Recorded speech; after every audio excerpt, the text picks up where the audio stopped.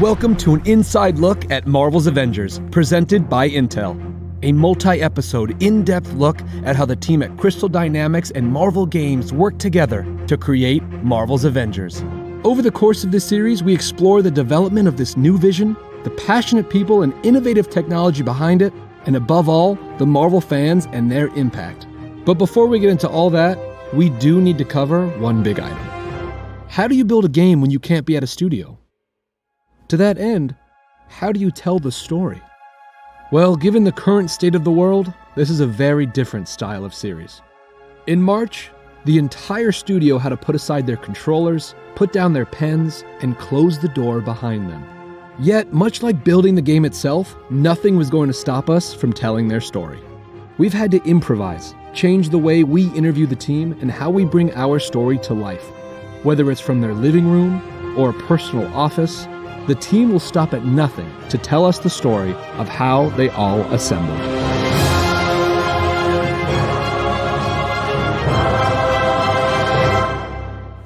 Comic books are the ultimate collaborative medium. A writer and artist team up to tell incredible stories.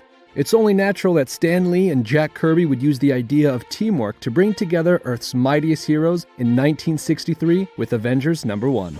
Creating a video game is a huge undertaking, usually involving many people. But the same idea holds true. Marvel Games, Square Enix, and Crystal Dynamics needed to come together to bring a new original Avengers story to life. So we had our first meetings with the Marvel Games guys. Jay had just put his group together. We got to meet Bill Roseman. We really asked them, well, what characters are you interested in? What's the gameplay that you can deliver? What's the passion that you and your studio have? And my answer was, well, we love taking these believable heroes and telling these epic stories around them. And they're like, oh my God, that's exactly how we describe what we do at Marvel. And when we were talking about different story scenarios we could do in the game, there's about 4 or 5 different pitches, and they were all very interesting. But this idea of them breaking up and coming together, everyone at Marvel Games, we were sitting on one side and we looked, we're like, what about that one? And we all agreed, like, that's interesting. Tell us more about that one. Whether you're a writer finding Bruce's struggles, an artist reinventing Iron Man's armor, or an actor finding Miss Marvel's voice, anyone who's ever worked on an Avengers story shares the difficult but exciting task of reassembling Earth's mightiest heroes. They all share a legacy. Everything I work on starts with story. I was really inspired by that comic series Marvels, and that perspective from sort of that Phil Sheldon, the reporter perspective of these dangerous, powerful beings wreaking havoc versus superheroes. So what if the Avengers did this thing that was so unforgivable that society saw them as dangerous? The creative process was thinking about how would each of these Avengers react? And you see them doing different things. So Tony Stark, he basically goes back to his roots. He goes back to, his equivalent of the cave. Hulk really never comes to terms with it. So Bruce Banner's sort of stuck in this in-between state.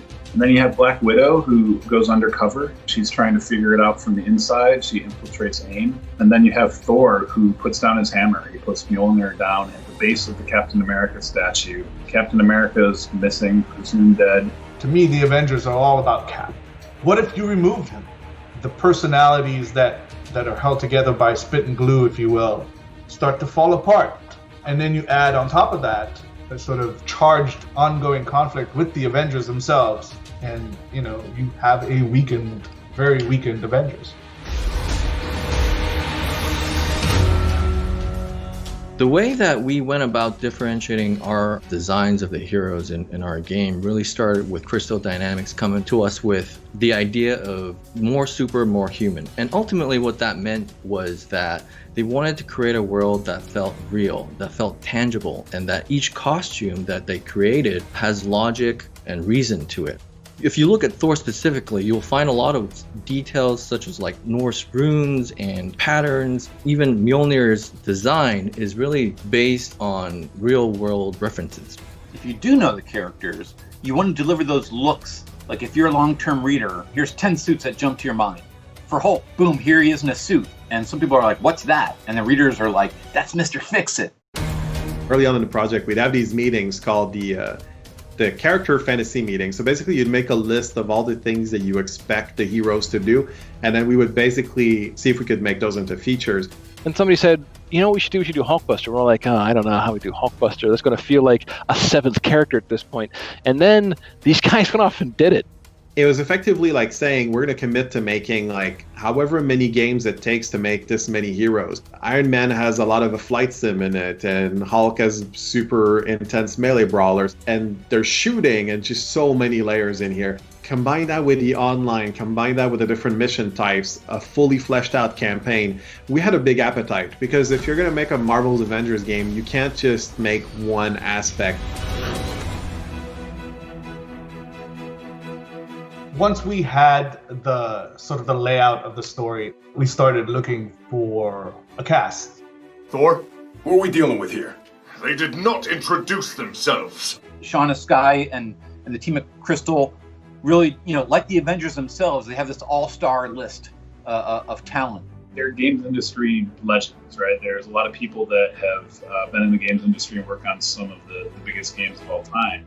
So seeing that cast interact alongside, Sandra Saad, our lead, it was really interesting because she came in more of a newcomer, and all the core cast, she had a different relationship with them. It really sort of mirrors the story of the game. When you have actors that good, they can really take these characters from whatever we write on a page to suddenly, oh, that's absolutely what Iron Man would sound like in our particular version of this world. They're fans too.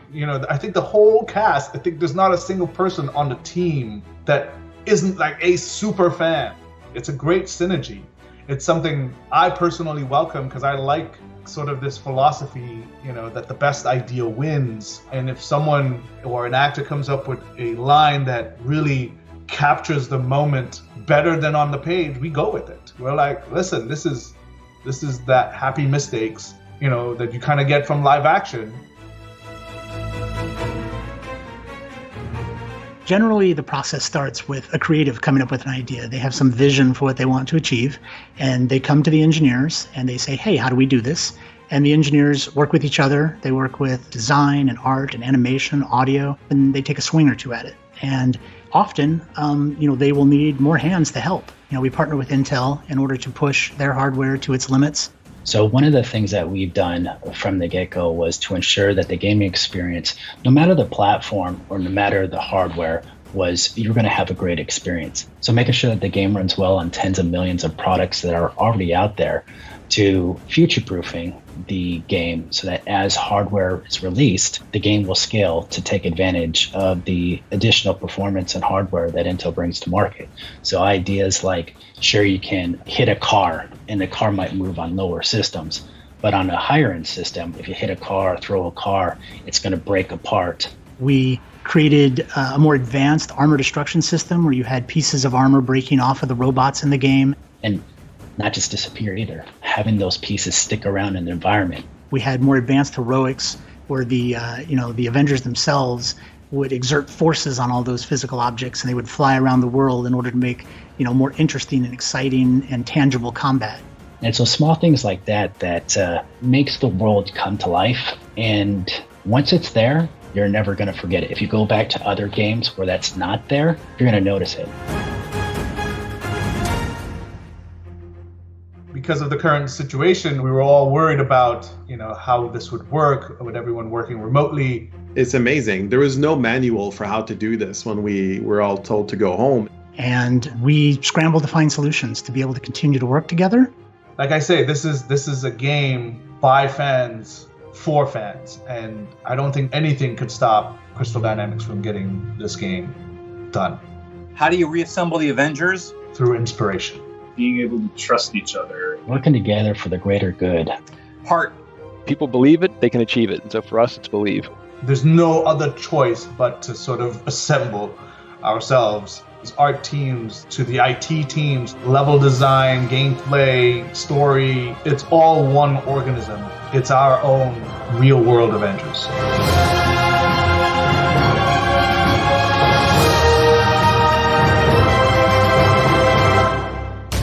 In episode 2, we're going to cover a new Avenger, some threatening villains, and the all-new world they exist in.